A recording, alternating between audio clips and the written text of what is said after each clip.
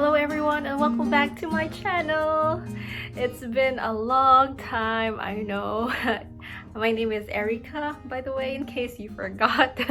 I am a Filipina expat living here in the Maldives for almost 5 years. Turning 5 years this year, this August. Oh my gosh, so many things had happened while I was gone. I got married and then now we're expecting a baby. Wait, I'm gonna show you. My big baby. Yeah, so you saw my Valentina costume. Then we moved to a new house. There's so many things that had happened in a couple of months, and I am so grateful that you are still here watching and waiting until I come back. So I am having a baby. I'm already in my 33 weeks, which is my third trimester, which means I am 7 weeks away from popping this out. And today for this video, I'm going to share with you some of the things that we had to do first when we knew that we were having a baby, because as expats, since we are not in our home country, things can get complicated. I'm going to share with you the things that I had done when we knew I was pregnant, all the logistics and all the information that we had to gather, to make sure that we are gonna have a smooth pregnancy, smooth delivery, and smooth life. So there are 7 things in my list. I have a código in my notes of the things that we did and we prepared when we knew that I was expecting. The first thing is, of course, informing our families back home. We didn't wait for there's a 3-month rule, they say, na you can only announce your pregnancy when you have passed the 12-week mark or the 3-month mark or the first trimester, because there are so many things that could happen in the first trimester, and it will just masuhong ba in Bisaya, but it will jinx daw things if you announce early on. But we didn't believe that. We thought that it is really important to tell them, because aside from we cannot keep a secret, we were so excited about this baby, and especially for my side of the family, since our baby is gonna be their first grandchild, so we had to tell them right away. Also, get their advice, or because we had to get some help asking for some information back home, to decide whether we should give birth in the Philippines or we should give birth here in Maldives. So the second thing that we did was we moved to a new house. When we knew that I was pregnant, Emil, that was Emil's first thought. Now we cannot live anymore in our previous apartment because it's located in the 5th floor and there's no lift, and he didn't want me to suffer. And I told him na I'm not gonna suffer, I'm a strong woman who grew up in a farm, and this is easy for me. There are lots of pregnant women in like the place where I came from who would go up the mountains even if they're pregnant. So how much more stairs when there's rails that I can hold on, and it's not as kind of rocky and slippery as the mountains. So, and he didn't listen, and we found a better place naman talaga for like a good price. So we decided na sige, let's take it na lang. And now we're here in our new apartment. This is a 2-bedroom apartment. It was advertised as a 2-bedroom, but actually the other bedroom can be used as like a common area, living space, or a nursery. So that is also a plus for us. We have more space. Luckily, I listened to him. We moved, because right now I'm always out of breath. So the third thing we did when we knew that I was pregnant was that we chose a hospital. It's not something that we chose in a snap of our fingers. We did our research. There are 4 main hospitals in the Greater Malay area. That is IGMH, a public hospital, ADK, a private, Hulu Malay Hospital, also a public, and Treetop Hospital, which is a private. So we had a sheet with all these questions, and then we went to these hospitals, asked these questions to the office or the reception, and we weighed the options on which hospital can give us the best service. So we've decided on one, and I will be making a more in-depth video about the hospitals here in Maldives. I get a lot of questions about, healthcare providers here, so I'll be making a more detailed video about that. But that's gonna be pregnancy related. So we already chose one. Actually, we chose 2 providers. One is like the main hospital where I'm gonna give birth, and we go for our monthly checkups, and our doctor is there. And then the second is for the scans, the laboratory, those tests, because the first one is quite far. So we chose the other one for the tests and the laboratory because it's closer to where we are. So para like when we have to go for some tests, it's gonna be easy. We can just take a break from work for a few like minutes or hours, and then come back to work right away instead of like traveling all the way to the other island. Number 4 is we sorted out our insurance, basically my insurance, because I'm the one who's gonna give birth.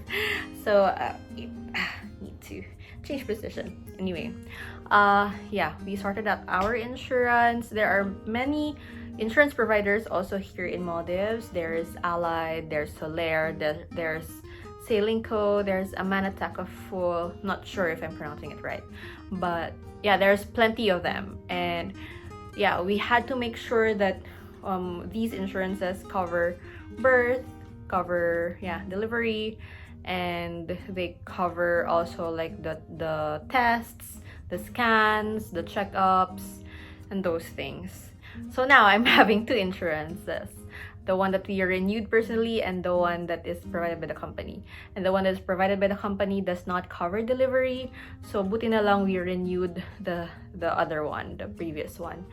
And I'm gonna talk more about insurance also in my next video with the hospital thing, because it's very madugo. That's what you have to make sure, that it covers your delivery, and it covers your all the other things, prenatal things that you have to do, because it's very important, and the costs will accumulate if you don't do that. The 5th thing that we did when we knew that I'm having a bun in the oven is that, of course, since we are expats under work visa, we had to inform our employers that another family member is coming. So yeah, we did, again, just like with our families back home, we didn't wait for the 12-week mark to tell them that we're having a baby, especially for Emil and me. Like, we're having excuse me, we're having like a positions na medyo like we need more time. I mean, the company needs more time, to fill out, or like for the transition bar, for the turnover. So we had to, we gave them the courtesy of knowing first. And of course, since the families back home already knew, and for sure they will be posting, I didn't want my employers to know about it by social media, although I've been keeping my social media in private naman, but social media can be all over the place, so it's better that we told them early on, and so that we can also ask about like the maternity leave and the like maternity benefits, if there's any, how long can I go for maternity leave, if it's gonna be paid, all the things that we needed to know, we had to know. That's why we have to tell them also.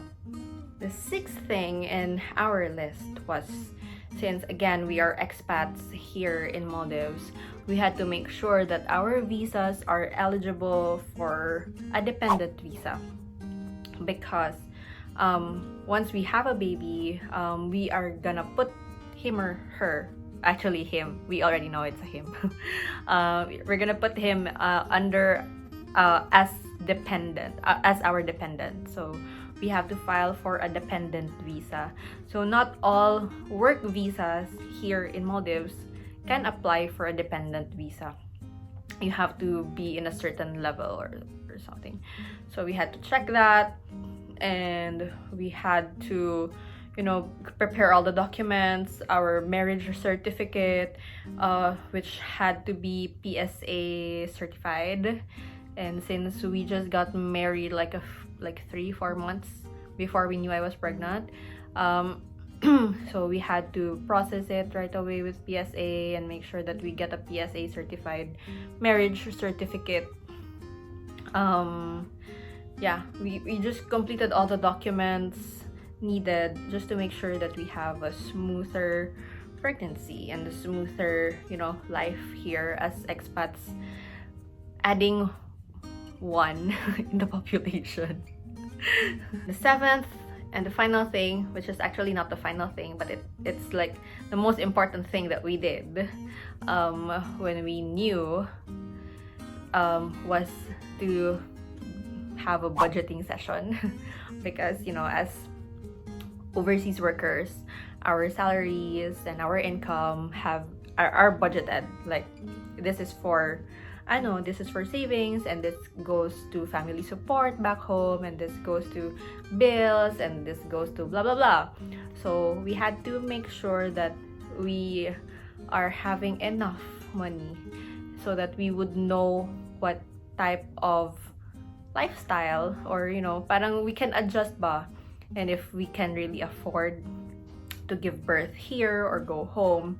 So yeah, it was really like a bloody session. I think it took us like 3 days to almost a week to finalize, because like we had to like list down all our income streams and all the expenses, and not just about giving birth, but also like emergency savings, buying the stuff for the baby, which is not cheap, and like all the labs and all the scans and all the baby related things, all the insurance and all the visa and everything. So we had to forecast all the expenses just to make sure that everything is covered, and, you know, we don't miss out on anything, and we don't get surprised na we cannot afford this life, and, you know, we have to do something if ever. So yun, buti na lang. I'm very lucky and very thankful that Emil and I are very open to each other when it comes to finances. At least we lessened the, you know, the anxiety and the worries na baka magkulang. So good teamwork there, hubs. That's it for now. I'm gonna share more about my first trimester story in the coming days. I'm just taking it like really slow these days, taking it one day at a time, because baby is getting heavy day by day, and more so I want to document this journey, not just a mother share, but it's good to, you know, look back on these information and all these parang experience that I'm having right now, and make sure na I don't forget it, or, you know, like there's something na I can make kwento to my kids talaga to my kid and my family once they get older, na uy, this was our life when we were starting a family in Maldives. So yun. Thank you so much for watching. I hope this is helpful to mamas to be and those who are planning to, you know, start a family while here in a foreign country, because our life does not end just because we are working abroad, you know. Patuloy pa rin ang life. Thank you guys, and see you in the next one. Bye!